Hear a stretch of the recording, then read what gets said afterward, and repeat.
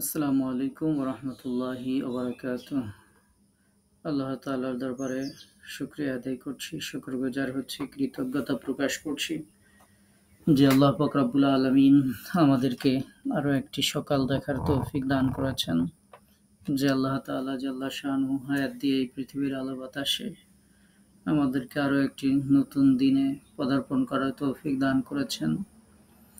যে আল্লাহ পাক রব্বুল আলামিন আমাদেরকে দুনিয়ার সমস্ত কর্মব্যস্ততা, অসুস্থতা, ক্লান্তি, অবসাদ, দুর্ঘটনা, বিপদ আপদ সবকিছু থেকে হেফাজত করে পবিত্র কোরআনুল কারীমের সান্নিধ্যে আসার জন্য কবুল করেছেন। এজন্য সেই মহান মুনিবের দরবারে কালিমাতুশ শুকর আদায় করছি। আমরা পড়ছি আলহামদুলিল্লাহ। দরুদ ও সালাম জানাচ্ছি আমাদের প্রিয় নবী সাইয়্যিদুল মুরসালিন রাহমাতুল লিল আলামিন সিরাজে মুনীরা প্রিয় নবী মুহাম্মদুর রাসূলুল্লাহ আমরা পড়ছি সাল্লাল্লাহু আলাইহি ওয়াসাল্লাম এর প্রতি।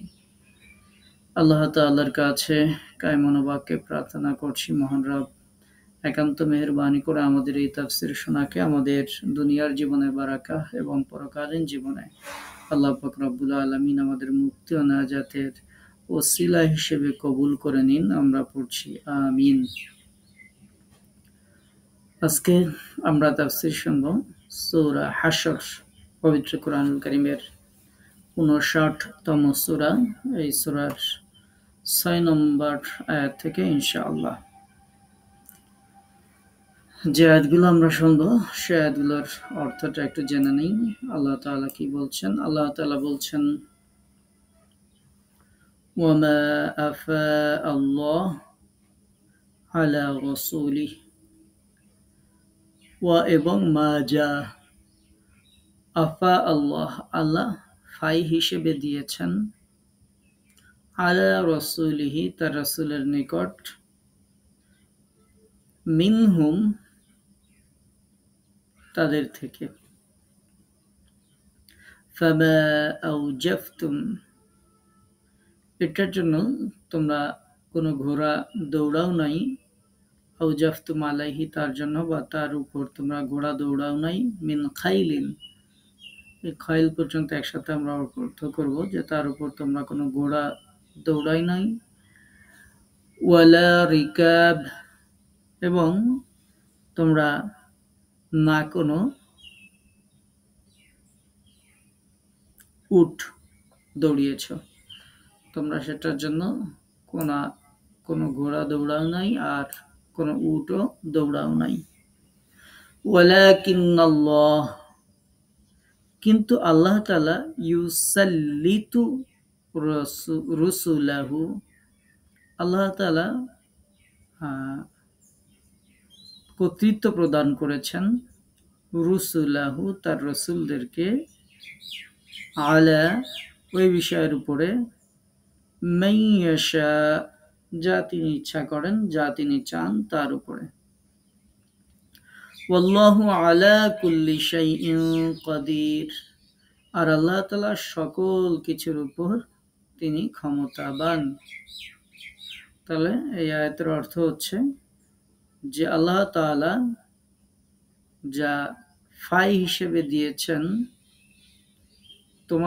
তোমরা তার জন্য কোনো ঘোড়া বা উট দৌড়ায় নাই, মানে কোনো ঘোড়া বা উটে আরোহণ করে অভিযান পরিচালনা করো নাই, বরং আল্লাহ তার রাসূলগণকে যাদের উপর ইচ্ছা কর্তৃত্ব প্রদান করেন। আল্লাহ সব কিছুর উপর সর্বশক্তিমান। আমরা যে কয়েকবার বলছি মা আফা আল্লাহ, আল্লাহ যা ফাই হিসেবে দিয়েছেন, এই ফাই হচ্ছে যুদ্ধ ছাড়াই যে সম্পদ অর্জিত হয় তাকে ফাই বলা হয়। আমরা এটার ব্যাখ্যা করব ইনশাআল্লাহ।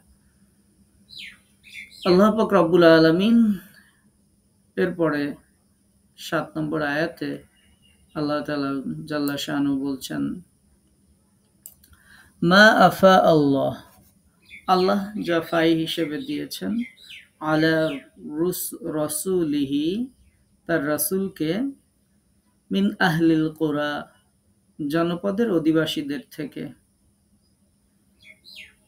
ফালিল্লাহি ওয়ালির রাসূল এই ফায়ের যে সম্পদ সেটা হচ্ছে আল্লাহর জন্য এবং তার রাসূলের জন্য এবং রাসূলের জন্য।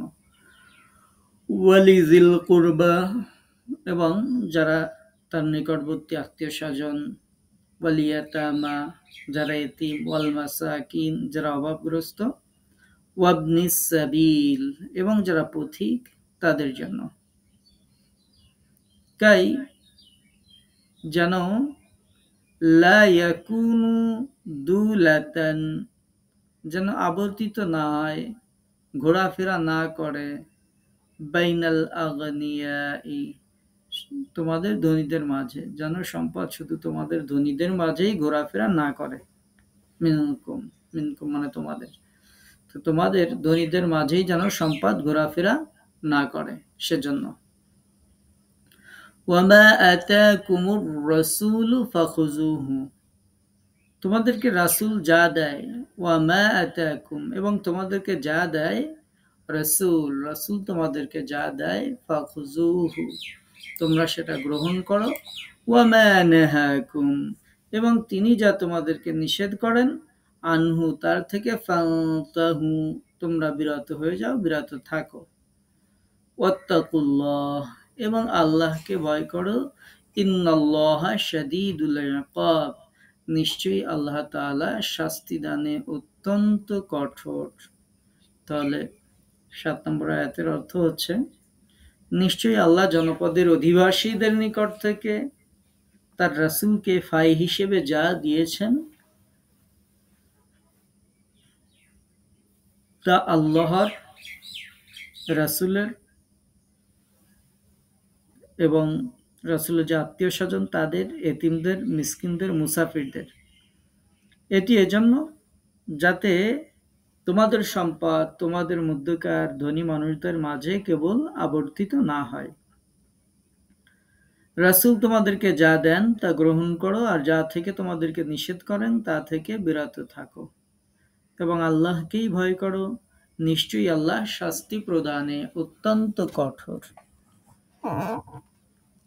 এরপর 8 নম্বর আয়াত, আল্লাহ তাআলা বলছেন, লিল ফুকারাইল মুহাজিরিন, লি মানে জন্য, ফুকারা ফকির যারা অভাবগ্রস্ত, তাহলে অভাবগ্রস্তদের জন্য, আল মুহাজিরিন মুহাজিরদের মধ্যে মানে মুহাজিরদের অভাবগ্রস্তর জন্য, আল্লাযীনা উখরিজু মিন দিয়ারিহিম, আল্লাযীনা যারা, উখরিজু বের করা হয়েছিল মানে যাদেরকে বের করে দেওয়া হয়েছিল, যারা বহিষ্কৃত হয়েছে, মিন দিয়ারিহিম তাদের ঘরবাড়ি থেকে, ওয়া আমওয়ালিহিম এবং তাদের যে মাল সামানা সম্পদ ছিল তা থেকে, ইয়াবতাগুনা ফাদলাম মিনাল্লাহ, ইয়াবতাগুন তারা পেতে চায়, তারা আশা করে, ফাদলাম মিনাল্লাহ আল্লাহর পক্ষ থেকে ফদল চায়, করুণা চায়,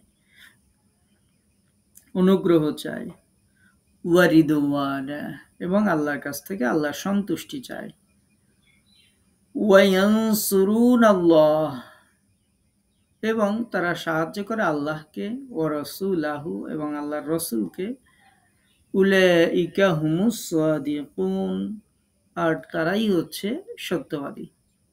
তাহলে 8 নম্বর আয়াতের অর্থ হচ্ছে, এই সম্পদ যারা অভাবগ্রস্ত মুহাজিরদের তাদের জন্য, এবং যাদেরকে নিজেদের ঘর বাড়ি ধন সম্পদ থেকে বের করে দেওয়া হয়েছিল তাদের জন্য, অথচ এরা আল্লাহ তাআলার অনুগ্রহ এবং সন্তুষ্টি তালাশ করে এবং আল্লাহ তার রাসূলকে সাহায্য করেন, এরাই তো সত্যবাদী। এরপরে 9 নম্বর আয়াতে আল্লাহ পাক রব্বুল আলামিন বলছেন, ওয়াল্লাযীনা তাবাওয়াউদ দারা ওয়াল ঈমানা মিন ক্বাবলিহিম, আর যারা এই নগরীতে বসবাস করছে, ওয়াল ঈমান এবং যারা ঈমান এনেছে, মিন ক্বাবলিহিম তাদের পূর্বে, ইউহিব্বুনা মান হাজারা, ইউহিব্বুন তারা ভালোবাসে, মান হাজারা যারা হিজরত করেছে, ইলাইহিম তাদের দিকে, ওয়ালা ইয়াজিদুনা ফি সুদুরিহিম, ওয়ালা ইয়াজিদুন আর তারা পায় না, ফি সুদুরিহিম তাদের অন্তরের মধ্যে, হাজাতান, কোনো হাজত, প্রয়োজনীয় যে অনুভূতি সেটা পায় না, মিম্মা উতু, যা তাদেরকে দেয়া হয়েছে সেটার ব্যাপারে তারা মনের মধ্যে কোনো কার্পণ্য বা মনের মধ্যে কোনো লোভ লালসা করে না আর কি।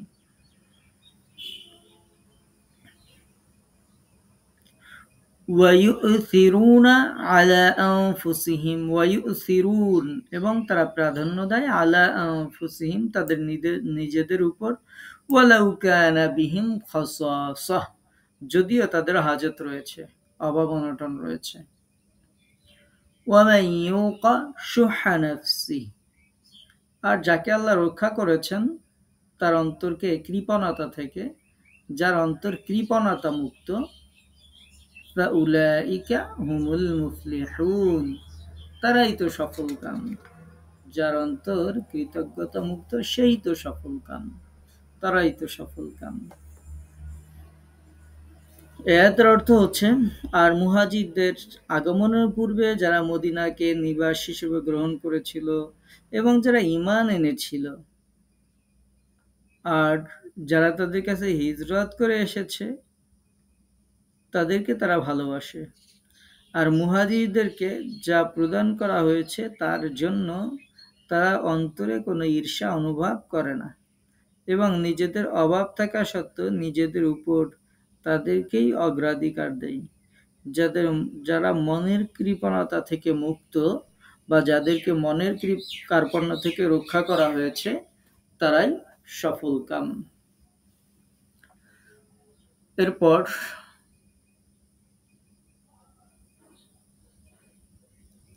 10 নম্বর আয়াত, ওয়াল্লাযীনা জাউ, ওয়াল্লাযীনা, এবং যারা, জাউ এসেছে, মিন বাদিহিম, তাদের পরে যারা এসেছে, ইয়াকুলুন, তারা বলে, রাব্বানা, হে আমাদের রব, ইগফির লানা, আমাদেরকে ক্ষমা করে দিন, ওয়ালি ইখওয়ানিনা, এবং আমাদের ভাইদেরকেও মাফ করে দিন, আল্লাযীনা সাবাকুনা বিল ঈমান, যারা ঈমানের উপর অগ্রগামী হয়েছে, ঈমানের ক্ষেত্রে যারা অগ্রগামী হয়েছে। ওয়ালা তাজআল, এবং আপনি রাখবেন না, ফি কুলুবিনা, আমাদের অন্তরের মধ্যে, গিল্লান, মানে হচ্ছে হিংসা বিদ্বেষ, লিল্লাযিনা আমানু, যারা ঈমান এনেছে তাদের জন্য, রাব্বানা, হে আমাদের রব, ইন্নাকা, গিল্লান লিল্লাযিনা আমানু, গিল্লান মানে হিংসা বিদ্বেষ, লিল্লাযিনা আমানু, যারা ঈমান এনেছে, রব্বানা, হে আমাদের রব, ইন্নাকা, নিশ্চয়ই আপনি, রউফুন, দয়ালু, রহিম, আপনি রহিম, আপনি মেহেরবান। তাহলে 10 নম্বর আয়াতের অর্থ হচ্ছে, যারা তাদের পরে এসেছে তারা বলে, হে আমাদের রব, আমাদেরকে এবং আমাদের ভাই যারা ঈমান নিয়ে আমাদের পূর্বে অতিক্রান্ত হয়েছেন তাদেরকে ক্ষমা করুন, এবং যারা ঈমান এনেছিল তাদের জন্য আমাদের অন্তরে কোনো বিদ্বেষ রাখবেন না, হে আমাদের রব, নিশ্চয়ই আপনি তো দয়াবান, পরম দয়ালু। তাহলে এই 5 আয়াত আমরা অনুবাদ শুনলাম। এই 5 আয়াত থেকে আমরা এখন সংক্ষিপ্ত আকারে তাফসীর শুনবো ইনশাআল্লাহ। আল্লাহ পাক রব্বুল আলামিন যে আয়াতগুলো আমরা শুনলাম এখানে ফাই এর বিধান দিয়েছেন এবং যারা আনসার, যারা তাদের বৈশিষ্ট্য আল্লাহ পাক রব্বুল আলামিন উল্লেখ করেছেন, যারা মুহাজির তাদের যে আত্মত্যাগ সেটির কথাও আল্লাহ পাক রব্বুল আলামিন এই আয়াতের অংশে উল্লেখ করেছেন।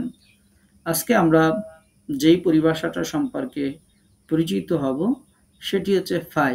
এটা ইসলামের অন্যতম একটি বিষয়। এই বিষয়টি সম্পর্কে আজকে আমরা জানবো ইনশাআল্লাহ।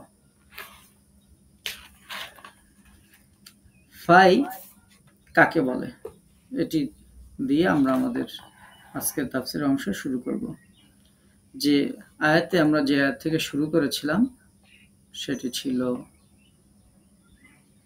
6 নম্বর আয়াত, ওয়ামা আফা আল্লাহ, যা আল্লাহ ফাই দিয়েছেন। তো আল্লাহ ফাই দিয়েছেন মানে যা আল্লাহ ফাই হিসেবে দিয়েছেন। এর শাব্দিক অর্থ যদিও প্রত্যাবর্তন করানো, বাট এটার যে মূল অর্থ যেটা আমরা আজকে আয়াতে শুনবো সেটি হচ্ছে যুদ্ধ জিহাদ ব্যতিরেকে কাফেরদের কাছ থেকে অর্জিত সকল প্রকার যে সম্পদ সেই সম্পদকে ফাই হিসেবে গণ্য করা হয়। তাহলে আবারও বলছি যে ফাই কোন মালকে বলে? ফাই কাফিরদের ওই মালকে বলা হয় যা তাদের সাথে যুদ্ধ করা ছাড়াই মুসলমানদের হস্তগত হয়। যেমন আমরা গতদিন বনু নজির গোত্রের সাথে আমরা তাদেরকে যে অবরুদ্ধ করা, তাদেরকে মদিনা থেকে বের করে দেয়া, তো সেগুলো সম্পর্কে আমরা শুনছিলাম।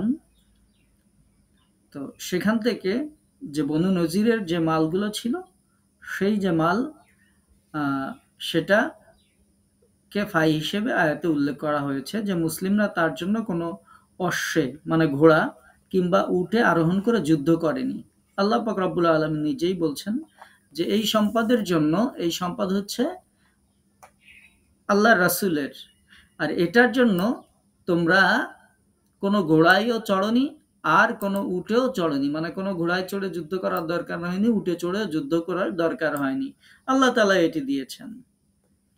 অর্থাৎ ওই কাফেরদের সাথে সামনাসামনি তোমাদের যুদ্ধ করা প্রয়োজন হয়নি, বরং আল্লাহ তাআলা তাদের অন্তরে যে ত্রাস সৃষ্টি করে দিয়েছিলেন এবং তারা তাদের দুর্গ শূন্য করে মুসলিমদের কর্তৃত্বে যে তারা চলে আসে, এটাই হচ্ছে ফাই। তাহলে যেই সম্পদের জন্য যুদ্ধ করতে হয় না, ভয়েই মুসলমানদের ভয়ে সম্পদ রেখে পালিয়ে যায়, সেই সম্পদ হচ্ছে ফাই। তাদের মাল রাসূলুল্লাহ সাল্লাল্লাহু আলাইহি ওয়াসাল্লামের দখলে এসে যায়, তিনি ইচ্ছা মতো এগুলো ব্যয় করেন। সুতরাং তিনি সওয়াব এবং ভালো কাজেই এগুলো খরচ করেন, যার বর্ণনা আমরা পরে যে আয়াতগুলো আছে সেখানে আল্লাহ পাক রব্বুল আলামিন উল্লেখ করেছেন। তো আল্লাহ তাআলা জাল্লা শানুহু বনি নজিরের নিকট থেকে প্রাপ্ত তার রাসূল সাল্লাল্লাহু আলাইহি ওয়াসাল্লামকে যে ফাই দিয়েছেন, তার জন্য তোমরা ঘোড়ায় বা উটে আরোহণ করে যুদ্ধ করনি। আল্লাহ যার উপর ইচ্ছা করেন তাকে বা তাদেরকে তাদের উপর রাসূলদের কর্তৃত্ব দান করেন। আল্লাহ সকল বিষয়ের উপর সর্বশক্তিমান, তার উপর কারো কোনো শক্তি নেই, কোনো কুদরত নেই, কোনো ক্ষমতা নেই, আর কেউ তার কাজে বাধা দেওয়ার কোনো ধরনের সুযোগ রাখে না বা ক্ষমতা রাখে না। আল্লাহ পাক রব্বুল আলামিন এরপর বলছেন, ওয়ালাকিন্নাল্লাহা ইউসাল্লিতু রুসুলাহু আলা মান ইয়াশা ওয়াল্লাহু আলা কুল্লি শাইইন কাদির। আল্লাহ পাক রব্বুল আলামিন যার উপর ইচ্ছা করেন তার রাসূলদেরকে কর্তৃত্ব দান করেন। আল্লাহ সবকিছুর উপর ক্ষমতাবান, এটা আমরা শুনলাম। জনপদে এই যে এভাবে বিজিত হবে সেই মালের হুকুম হবে এটা যে রাসূলুল্লাহ সাল্লাল্লাহু আলাইহি ওয়াসাল্লাম সেই সম্পদগুলো নিজের দখলে নিয়ে নেবেন, যার বর্ণনা আমরা এই আয়াতে শুনছি এবং এর পরবর্তী আয়াতেও আছে। আর এটা হলো ফাই মালের খরচের স্থান। হাদিসে এসেছে বনু নাজিরের মাল ফাই হিসেবে খাস করে রাসূলুল্লাহ সাল্লাল্লাহু আলাইহি ওয়াসাল্লামের হয়ে যায় এবং তা থেকে তিনি স্বীয় পরিবার পরিজনের লোকদের সারা বছরের খরচ দিতেন এবং যা অবশিষ্ট থাকত আল্লাহ রাসূল সেই সম্পদগুলো যুদ্ধ অস্ত্র এবং যুদ্ধের আসবাবপত্র ক্রয়ের কাজে আল্লাহ রাসূল ব্যয় করতেন। বিভিন্ন হাদিস গ্রন্থে এভাবে উল্লেখ করা রয়েছে। আমরা এই আয়াতের সাথে সংশ্লিষ্ট একটি ঘটনা আমরা শোনাই যে এটা কত কঠিনভাবে রাসূল করিম সাল্লাল্লাহু আলাইহি ওয়াসাল্লামের জন্য ব্যয় করা হতো, বা রাসূল সাল্লাল্লাহু আলাইহি ওয়াসাল্লাম তার পরিবার পরিজনের জন্য, এমনকি আল্লাহ রাসূলের ইন্তেকালের পরও আল্লাহ রাসূলের সম্পদগুলো কিভাবে খলিফাতুল মুসলিমিন যারা ছিলেন তারা কিভাবে এটি ব্যবহার করতেন। মালিক ইবনে আউস রাদিয়াল্লাহু তাআলা আনহু থেকে একটি হাদিস বর্ণিত হয়েছে, যে হাদিসটি আপনাদেরকে শোনাতে চাচ্ছি। যে তিনি বলছেন, একদা কিছুটা বেলা হওয়ার পর আমিরুল মুমিনিন উমর ইবনুল খাত্তাব রাদিয়াল্লাহু তাআলা আনহু আমাকে ডেকে পাঠালেন। আমি যখন তার বাড়িতে গেলাম, যাওয়ার পর আমি দেখলাম যে তিনি একটি চৌকির উপর খেজুর পাতার চাটাইয়ের উপর তিনি বসে আছেন, যার উপর কাপড় চাদর ইত্যাদি কোনো কিছুই নেই। আমাকে দেখে তিনি বললেন, তোমার কওমের কিছু লোক অভাব অনটনের কারণে আমার কাছে এসেছিল, আমি তাদের জন্য কিছু সাহায্য দিয়েছি, তুমি তা নিয়ে তাদের মধ্যে বন্টন করে দাও। আমি বললাম, জনাব, যদি এই কাজের দায়িত্ব অন্য কারো উপর অর্পণ করতেন তাহলে সেটা খুবই ভালো হতো। তিনি বললেন যে না, তোমাকেই এই দায়িত্ব দেয়া হলো। আমি বললাম ঠিক আছে। এমন সময় তার যে দ্বাররক্ষী অর্থাৎ ওমর রাদিয়াল্লাহু তাআলা আনহুর যে দ্বাররক্ষী, আহ, তার নাম ছিল ইয়ারফা রাদিয়াল্লাহু তাআলা আনহু, তিনি আসলেন। এসে বললেন, হে আমিরুল মুমিনিন খলিফাতুল মুসলিমিন, তিনি বললেন যে হে আমিরুল মুমিনিন উসমান ইবনে আফফান রাদিয়াল্লাহু তাআলা আনহু, আব্দুর রহমান ইবনে আউফ রাদিয়াল্লাহু তাআলা আনহু, জুবাইর ইবনে আমর রাদিয়াল্লাহু তাআলা আনহু এবং সাদ ইবনে আবি ওয়াক্কাস রাদিয়াল্লাহু তাআলা আনহু, এই চারজন সাহাবী আপনার কাছে এসেছেন। তাদেরকে ভিতরে প্রবেশের অনুমতি দিচ্ছেন কি? উত্তরে তিনি বললেন যে হ্যাঁ, তাদেরকে আসতে বলো। তখন এই চারজন জলিল ও কাদের সাহাবী তারা ভিতরে আসলেন, ভিতরে প্রবেশ করলেন। আবার ইয়ারফা রাদিয়াল্লাহু তাআলা আনহু অর্থাৎ যিনি ওমর রাদিয়াল্লাহু তাআলা আনহুর দ্বাররক্ষী ছিলেন, তিনি আবার আসলেন। আসার পর বললেন, হে আমিরুল মুমিনিন, আব্বাস রাদিয়াল্লাহু তাআলা আনহু এবং আলী রাদিয়াল্লাহু তাআলা আনহু ভিতরে প্রবেশের জন্য অনুমতি চাচ্ছেন। ওমর রাদিয়াল্লাহু তাআলা আনহু বললেন যে তাদেরকেও আসতে বলো। তারা দুজনও আসলেন। তখন আব্বাস রাদিয়াল্লাহু তাআলা আনহু বললেন, হে আমিরুল মুমিনিন, আমার মধ্যে আর এর মধ্যে, এই এর দ্বারা তিনি আলী রাদিয়াল্লাহু তাআলা আনহুকে দেখিয়েছিলেন বা বুঝিয়েছিলেন যে আমার মধ্যে আর এই আলীর মধ্যে আপনি মীমাংসা করে দিন। তো পূর্বে যে চারজন সম্মানিত ব্যক্তি এসেছিলেন তাদের মধ্যে হতে হতে কোনো একজন বললেন যে হ্যাঁ, হে আমিরুল মুমিনিন, এই দুইজনের মধ্যে ফয়সালা করে দেন, তাদেরকে শান্তি দিন। ওই সময় আমার ধারণা হলো যে এই দুই সম্মানিত ব্যক্তি এই চারজন সম্মানিত ব্যক্তিকে হয়তো পূর্বে পাঠিয়ে দিয়েছেন। ওমর রাদিয়াল্লাহু তাআলা আনহু এই দুইজনকে বললেন যে আপনারা এখন থামেন। তারপর তিনি আগে যে চারজন সাহাবী এসেছিলেন তাদেরকে সম্বোধন করে বললেন, যে আল্লাহর হুকুমে আকাশ এবং পৃথিবী প্রতিষ্ঠিত হয়েছে তার শপথ দিয়ে আমি আপনাদেরকে বলছি যে আল্লাহ রাসূল সাল্লাল্লাহু আলাইহি ওয়াসাল্লাম যে বলেছেন, আমরা নবীরা কোনো ওয়ারিশ রেখে যায় না। আমরা যা কিছু মাল বা সম্পদ ছেড়ে যাই তা সাদাকা রূপে গণ্য হয়। এটা কি আপনাদের জানা আছে? তারা বললেন যে হ্যাঁ, আমাদের জানা আছে। অতঃপর তিনি আলী এবং আব্বাস রাদিয়াল্লাহু তাআলা আনহুকে সম্বোধন করে বললেন, যে আল্লাহর হুকুমে আসমান জমিন কায়েম রয়েছে তার শপথ দিয়ে আমি আপনাদেরকে বলছি যে আমরা কোনো ওয়ারিশ রেখে যাই না। আমরা যা ছেড়ে যাই তা সদকা রূপে গণ্য হয়। রাসূলুল্লাহ সাল্লাল্লাহু আলাইহি ওয়াসাল্লামের এই উক্তি কি আপনাদের জানা আছে? তারা বললেন যে হ্যাঁ আছে। তখন ওমর রাদিয়াল্লাহু তাআলা আনহু বললেন, আল্লাহ তাআলা তার রাসূল সাল্লাল্লাহু আলাইহি ওয়াসাল্লামের জন্য কিছু সম্পদ খাস করেছিলেন যা জনগণের মধ্যে কারো জন্য খাস করা হয়নি। এই কথা বলার পর আমরা যে আয়াতটি এখন শুনলাম, এই আয়াতটি খলিফাতুল মুসলিমিন ওমর ইবনুল খাত্তাব রাদিয়াল্লাহু তাআলা আনহু এই আয়াতটি পাঠ করলেন। এরপর তিনি বললেন যে আল্লাহ তাআলা বনু নজিরের মাল স্বীয় রাসূলুল্লাহ সাল্লাল্লাহু আলাইহি ওয়াসাল্লামকে ফাই স্বরূপ দিয়েছিলেন। আল্লাহর শপথ, না তিনি এতে আপনাদের উপর অন্য কাউকে প্রাধান্য দিয়েছেন, না তিনি নিজে সবই নিয়েছেন। রাসূলুল্লাহ সাল্লাল্লাহু আলাইহি ওয়াসাল্লাম এটা থেকে তার নিজের এবং তার পরিবার বর্গের সারা বছরের খরচ গ্রহণ করতেন এবং বাকিটুকু বাইতুল মালে জমা দিতেন। তারপর তিনি ওই চারজন মহান ব্যক্তিকে আবারও আল্লাহর শপথ দিয়ে জিজ্ঞাসা করেন যে এটা কি আপনাদের জানা আছে? তো তখন তারা বললেন যে হ্যাঁ। অতঃপর তিনি ওই দুই সম্মানিত ব্যক্তিকে আবার শপথ দিয়ে জিজ্ঞেস করলেন যে আব্বাস এবং আলী রাদিয়াল্লাহু তাআলা আনহুমা, তাদের দুইজনকে বললেন যে আপনাদের কি জানা আছে? তারা বলল হ্যাঁ, জানা আছে। এরপর ওমর রাদিয়াল্লাহু তাআলা আনহু বললেন, রাসূলুল্লাহ সাল্লাল্লাহু আলাইহি ওয়াসাল্লামের ইন্তেকালের পর আবু বকর রাদিয়াল্লাহু তাআলা আনহু খলিফা নির্বাচিত হন। তারপর আপনারা দুইজন অর্থাৎ আলী রাদিয়াল্লাহু তাআলা আনহু এবং আব্বাস রাদিয়াল্লাহু তাআলা আনহু তার কাছে আসেন। হে আব্বাস, আপনি আত্মীয়তার দাবি জানিয়ে আপনার ভ্রাতুষ পুত্র মুহাম্মদুর রাসূলুল্লাহ সাল্লাল্লাহু আলাইহি ওয়াসাল্লামের মাল থেকে আপনার মিরাস চান। অর্থাৎ আমরা জানি আল্লাহ রাসূলের ইন্তেকালের সময় তার কোনো ছেলে ছিল না। তো ছেলে যদি না থাকে তখন কি হয়? যদি মেয়েরা থাকে তাহলে তার চাচারা, অন্যরা, আত্মীয় স্বজনরা সম্পদে ওয়ারিশ হয়। তো এটির কথা উল্লেখ করা হয়েছে যে আপনি আব্বাস, তিনি ওমর রাদিয়াল্লাহু তাআলা আব্বাস রাদিয়াল্লাহু তাআলা আনহুকে বলছেন যে আপনি আত্মীয়তার দাবি জানিয়ে আপনার ভ্রাতুষ্পুত্র অর্থাৎ মোহাম্মদ রাসূলুল্লাহ সাল্লাল্লাহু আলাইহি ওয়াসাল্লামের মাল থেকে আপনি মিরাস বা আপনার অংশ দাবি করছেন। আর ইনি এটা বলে তিনি আলী রাদিয়াল্লাহু তাআলা আনহুকে দেখিয়েছিলেন যে আলী রাদিয়াল্লাহু তাআলা আনহু তার নিজের প্রাপ্যের দাবি জানিয়ে আসছেন স্বীয় স্ত্রী অর্থাৎ ফাতিমা রাদিয়াল্লাহু তাআলা আনহার পক্ষ থেকে, যে তিনি তার পিতা, তিনি রাসূলুল্লাহ সাল্লাল্লাহু আলাইহি ওয়াসাল্লামের মালের মিরাস চেয়ে বসেন। জবাবে আবু বকর রাদিয়াল্লাহু তাআলা আনহু আপনাদের দুজনকে বলেছিলেন, রাসূলুল্লাহ সাল্লাল্লাহু আলাইহি ওয়াসাল্লাম বলেছেন, আমরা কোনো ওয়ারিশ রেখে যাই না, আমরা যা কিছু ছেড়ে যাই তা সদকা রূপে গণ্য হয়।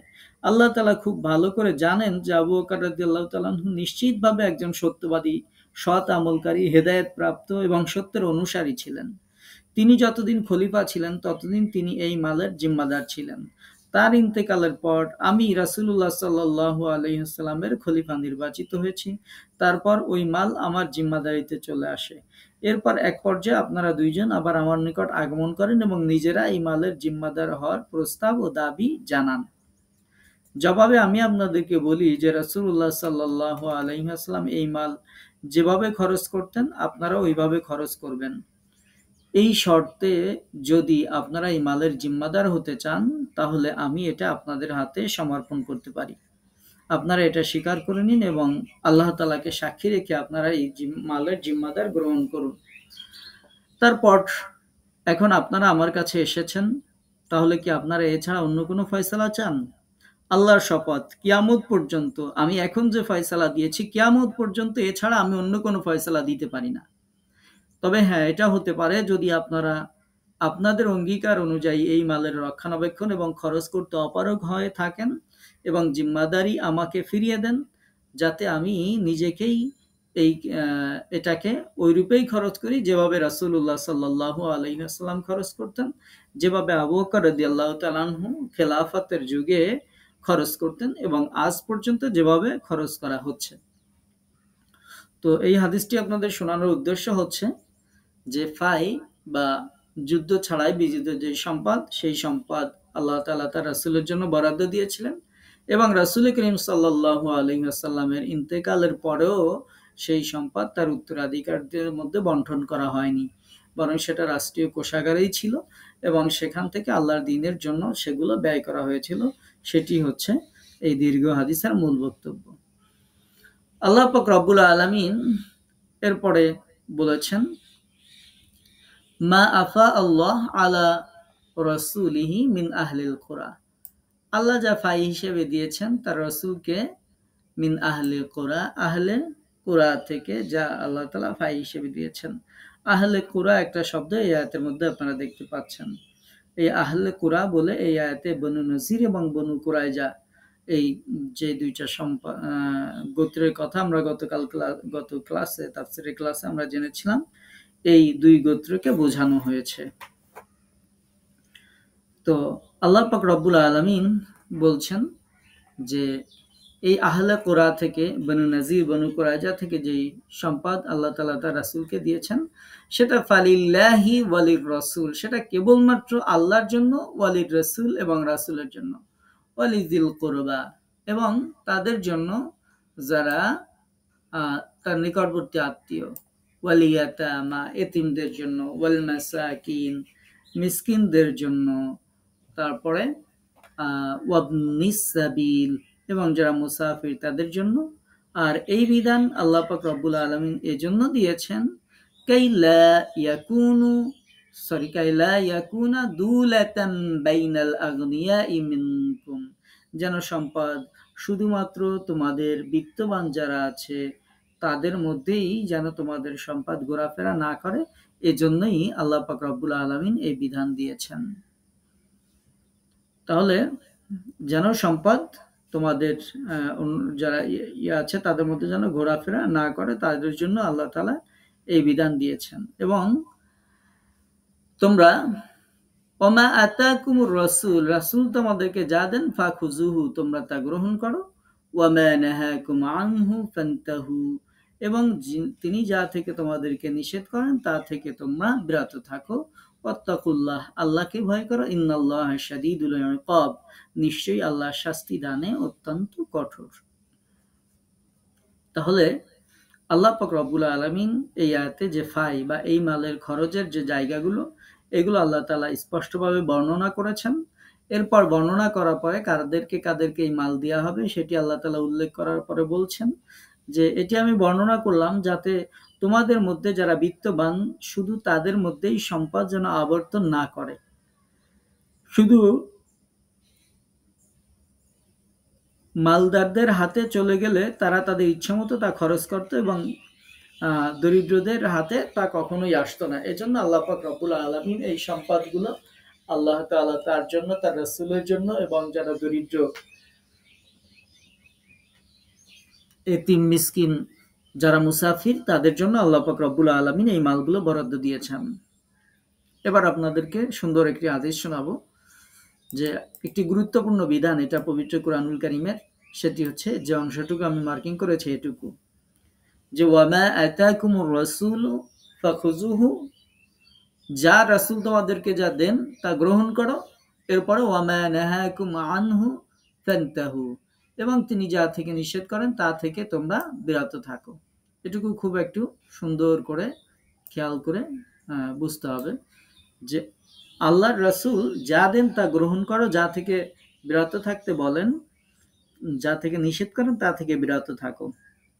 তোমরা এই বিশ্বাস রেখো যে রাসূল তোমাদেরকে যে কাজ করার আদেশ করেন সেটা ভালো কাজ, এবং যে কাজ থেকে তিনি তোমাদেরকে নিষেধ করেন নিশ্চিতভাবে সেটাই হচ্ছে মন্দ কাজ। আব্দুল্লাহ ইবনে মাসউদ রাদিয়াল্লাহু তাআলা আনহু বলেন যে আল্লাহ তাআলা অভিসম্পদ বর্ষণ করেন ওই নারীদের উপর যারা উল্কি করায় এবং যারা উল্কি করে, যারা তাদের ভুরু এবং মুখের লোম উপড়ে ফেলে, যেটাকে আমরা আধুনিক ভাষায় ভুরু প্লাক বলি, এবং সৌন্দর্য বৃদ্ধির জন্য তাদের সামনের দাঁতগুলির মধ্যে ফাঁকা সৃষ্টি করে এবং আল্লাহর তৈরিকৃত সৃষ্টির পরিবর্তন ঘটায়। তো তিনি বলেছিলেন যে তাদের প্রতি আল্লাহ তাআলা অভিসম্পাদ বর্ষণ করেন। কে বলেছিলেন? আব্দুল্লাহ ইবনে মাসউদ রাদিয়াল্লাহু তাআলা আনহু। তো তিনি যখন এই ফতোয়া দিয়ে দিলেন, এই কথা যখন তিনি বললেন, তার এই কথা শুনে বনি আসাদ গোত্রের একজন মহিলা যার নাম ছিল উম্মে ইয়াকুব, এই উম্মে ইয়াকুব নামের একজন মহিলা তাকে জিজ্ঞেস করেন যে আপনি এইরূপ কথা বলেছেন, অর্থাৎ যারা ব্লু প্লাগ করবে, তারপরে যারা উল্কি আঁকায়, যারা উল্কি নিজেরা অঙ্কন করে অন্যদেরকে অঙ্কন করে দেয়, বা যারা নিজেরা অন্য কাউকে দিয়ে উল্কি আঁকায়, যারা এগুলো করে সৌন্দর্য বৃদ্ধির জন্য দাঁতের মাঝে ফাঁকা সৃষ্টি করে, তাদের উপর আল্লাহ তাআলা অভিসম্পাদ বর্ষণ করেন, এই কথা কি আপনি বলেছেন? তো উত্তরে তিনি বললেন যে আল্লাহ রাসূল সাল্লাল্লাহু আলাইহি ওয়াসাল্লাম যার উপর লানত করেছেন আমি কেন তার উপর লানত করব না, আর যা কুরআনুল কারীমে বিদ্যমান রয়েছে। তখন সেই মহিলাটি বললেন যে আমি কুরআনুল কারীমের প্রথম থেকে শেষ পর্যন্ত সবই পাঠ করেছি, কিন্তু আমি তো কোথাও এই হুকুম পাইনি যে যারা ভুরু প্লাগ করে, এভাবে করে, তাদের উপর আল্লাহ তাআলা লানত করেন, এমন কোনো হুকুম তো কোরআনের মধ্যে কোথাও আমি লেখা দেখি নাই। তো এটি তিনি যখন বললেন, তো তখন আব্দুল্লাহ ইবনে মাসউদ রাদিয়াল্লাহু তাআলা আনহু বললেন যে যদি তুমি বুঝে ও চিন্তা করে পাঠ করতে তাহলে অবশ্যই তুমি সেটি পেয়ে যেতে। আল্লাহ তাআলার যে একটি বাণী আছে, ওয়ামা আতাকুমুর রাসূলু ফাখুযুহু ওয়ামা নাহাকুম আনহু ফান্তাহু, এই অংশটুকু আব্দুল্লাহ ইবনে মাসউদ রাদিয়াল্লাহু তাআলা আনহু তিলাওয়াত করলেন। তিলাওয়াত করার পরে তিনি বললেন যে এই অংশটুকু, এই উক্তিটি কি তুমি কুরআনুল কারীমের মধ্যে পাওনি? জবাবে সে মহিলা বললেন যে হ্যাঁ, এটা তো পেয়েছি। তারপর তিনি তাকে ওই হাদিসটি শুনিয়ে দেন। তখন সে তাকে বলল, আমার ধারণা যে আপনার স্ত্রীও এইরূপ করে থাকে। তো তিনি তাকে বললেন যে তুমি আমার বাড়িতে যাও এবং তাকে দেখে এসো। সে গেল, কিন্তু সে যা ধারণা করেছিল তার কিছুই দেখল না। সুতরাং সে ফিরে এসে বলল, আমি কিছুই দেখতে পেলাম না। তিনি তখন বললেন, যদি আমার স্ত্রী এরূপ করত তাহলে অবশ্যই আমি তাকে তালাক দিয়ে দিতাম। তো এটি ছিল একটি ঘটনা যে এই ভ্রু প্লাগ করা এইসব সম্পর্কে যখন তিনি এটা বলেছিলেন যে আল্লাহ তাআলা অভিসম্পদ বর্ষণ করেন, তখন এই মহিলা এসেছিলেন এবং তিনি বলেছিলেন যে কোরআনে তো নেই, আপনি কেন এরকম কথা বললেন? তখন আব্দুল্লাহ ইবনে মাসউদ রাদিয়াল্লাহু তাআলা আনহু জবাব দিয়েছিলেন যে এই আয়াত দিয়ে, যে এটি অবশ্যই কোরআনে আছে, কারণ কোরআনেই তো বলা হয়েছে যে রাসূল তোমাদেরকে যে কাজ করতে বলেন তোমরা সেই কাজ করো, এবং রাসূল তোমাদেরকে যা থেকে নিষেধ করেন সেটা থেকে তোমরা বিরত হও। সুতরাং আল্লাহ রাসূল যেহেতু এই কাজগুলোর ব্যাপারে অভিসম্পাত বর্ষণ করেছেন, সেজন্য আমি আব্দুল্লাহ ইবনে মাসউদ আমিও বলছি যে অবশ্যই অবশ্যই সেই যারা এই কাজ করবে তাদের উপর আল্লাহর অভিশাপ বর্ষিত হবে। তো যখন আব্দুল্লাহ ইবনে মাসউদ রাদিয়াল্লাহু তাআলা আনহু এভাবে কঠিনভাবে বললেন, তখন সেই মহিলা বললেন যে এই কাজ কি খালি আমি করি? মানে এরকম টাইপের আমাদের সমাজে যেটা বলা হয়, এটা তো আপনার স্ত্রীও করে। তো তখন আব্দুল্লাহ ইবনে মাসউদ রাদিয়াল্লাহু তাআলা আনহু বললেন যে তুমি যাও আমার বাড়িতে, যাই দেখে আসো যে আমার স্ত্রী এই ভ্রু প্লাক করা, দাঁত ফাঁক করা, তারপরে আরো যেগুলো আমরা হাদিসের মধ্যে শুনলাম, এগুলো আমার স্ত্রী করে কিনা, যেগুলোর ব্যাপারে আমি ফতোয়া দিয়েছি আমার স্ত্রী এটা করে কিনা তুমি যেয়ে দেখে আসো। সে সত্যি সত্যিই চলে গেল আব্দুল্লাহ ইবনে মাসউদ রাদিয়াল্লাহু তাআলা আনহুর বাড়িতে, এবং সে তার স্ত্রীকে দেখলো যে না, তার স্ত্রী এমন কোনো কিছু করে নাই। তখন তিনি ফিরে এসে বললেন যে আমি তো দেখতে পেলাম না যে সে এরকম কোনো কিছু করেছে, বা আমার ধারণা ভুল ছিল, এরকম কথা সে বলল। তখন আব্দুল্লাহ ইবনে মাসউদ রাদিয়াল্লাহু তাআলা আনহু বলেছিলেন যদি আমার স্ত্রী এইরূপ করতো তাহলে অবশ্যই আমি তালাক দিয়ে দিতাম। তো এটি হচ্ছে এই আয়াতের মাধ্যমে আল্লাহ রাসূল সাল্লাল্লাহু আলাইহি ওয়াসাল্লাম আমাদেরকে যে বিধিবিধানগুলো দিয়েছেন সেগুলো যে অবশ্যই আমাদেরকে মানতে হবে সেটার দলিল। যে আল্লাহ তাআলাই বলে দিয়েছেন রাসূল তোমাদেরকে যা দেন, যা করতে বলেন সেটি করো, যা থেকে বিরত থাকতে বলেন সেটি থেকে তোমরা বিরত থাকো। ইদানিং সময়ে অনেক মানুষ আছে যারা আহলে কোরআন বলে নিজেদেরকে পরিচয় দেয়। তারা বলে কোরআনের মধ্যে তো আল্লাহ সবকিছুই বর্ণনা করেছেন, কোরআন থাকতে আমরা কেন হাদিসের অনুসরণ করব? এরকম বিভ্রান্তিকর কথা বলে তারা মুসলমানদের মধ্যে ব্যাপক ফিতনা সৃষ্টি করে, এবং এই সংখ্যা এখন প্রচুর পরিমাণে বেড়ে যাচ্ছে। তো এটি ও তাদেরই জবাব যে কোরআনেই আল্লাহ তাআলা আমাদেরকে আল্লাহ রাসূলের অনুসরণ করার জন্য বলা হয়েছে, যে রাসূল যা বলেন সেগুলো করবে, রাসূল যেটা থেকে নিষেধ করেন সেটা থেকে বিরত থাকবে। এটি কোরআনেই তো আল্লাহ তাআলা বলে দিয়েছেন, অথচ তারা বলছে যে কোরআন যেহেতু আছে সেহেতু রাসূলের হাদিস আমাদের মানা লাগবে না, এরকম বলে জিন্দিক কিছু মানুষ আছে যারা হাদিসকে অস্বীকার করে। তো আমাদের এই সমস্ত ফিতনা থেকে আল্লাহ তাআলা বিরত রাখুন। আপনাদেরকে এই অংশ মনে রাখতে হবে যে আল্লাহ তাআলার আনুগত্য করা যেমন ফরজ, রাসূলের আনুগত্য করাও সেরকম মুসলমানদের জন্য আবশ্যক। আবু হুরায়রা রাদিয়াল্লাহু তাআলা আনহু বলছেন যে আমি যখন তোমাদেরকে কোনো নির্দেশ দিই তখন তোমরা তোমাদের সাধ্যমতো তা পালন করবে, যখন তোমাদেরকে কোনো কিছু থেকে নিষেধ করি তোমরা সাধ্যমতো তা থেকে বিরত থাকবে। আল্লাহ রাসূল সাল্লাল্লাহু আলাইহি ওয়াসাল্লাম এটা বলেছিলেন। আবু হুরায়রা রাদিয়াল্লাহু তাআলা আনহু বলছেন যে আল্লাহ রাসূল এটা বলেছিলেন। তো আল্লাহ পাক রব্বুল আলামিন এরপরে বলছেন ওয়াত্তাকুল্লাহ, আল্লাহকে ভয় করো। ইন্নাল্লাহ, নিশ্চয়ই আল্লাহ শাদীদুল ইকাব, আল্লাহ তাআলা শাস্তি দানের ক্ষেত্রে অত্যন্ত কঠোর। অর্থাৎ আল্লাহর এই নির্দেশনাবলী মেনে চলো, তার নিষিদ্ধ বস্তু থেকে দূরে থাকো। জেনে রেখো যারা নাফরমানি করে, বিরুদ্ধাচরণ করে এবং তিনি যা নিষেধ করেছেন তা যদি কেউ করে তাহলে আল্লাহ পাক রব্বুল আলামিন তাদেরকে কঠোর শাস্তি আল্লাহ সুবহানাহু ওয়া তাআলা দিয়ে থাকেন, কঠিন শাস্তি আল্লাহ পাক রব্বুল আলামিন দিয়ে থাকেন। শাদীদুল ইকাব, তিনি কঠোর এবং কঠিন শাস্তিদাতা। আমরা দুইটি আয়াত শুনলাম, দুইটি আয়াত শুনতেই তো আমাদের 40 মিনিট সময় পার হয়ে গেছে। বাকি যে 3 আয়াত আমরা তেলাওয়াত করেছিলাম, এই 3 আয়াতের যদি আমরা তাফসীর শুনতে যাই তাহলে আমাদের আরো বেশ কিছুক্ষণ সময় চলে যাবে। তো এজন্য আজকে আমরা এর পরের অংশ আর অগ্রসর হব না। আগামীকাল ইনশাআল্লাহ আল্লাহ তাআলা যদি তৌফিক দান করেন তাহলে বাকি যে 3 আয়াত আমরা তেলাওয়াত করেছিলাম সেই 3 আয়াতের আমরা তাফসীর শুনব। আজকে যতটুকু আমরা তাফসীর শুনলাম এটুকুর ব্যাপারে কারো যদি কোনো প্রশ্ন থাকে তাহলে বলতে পারেন। কারো কি কোনো প্রশ্ন আছে? আচ্ছা, কারো যদি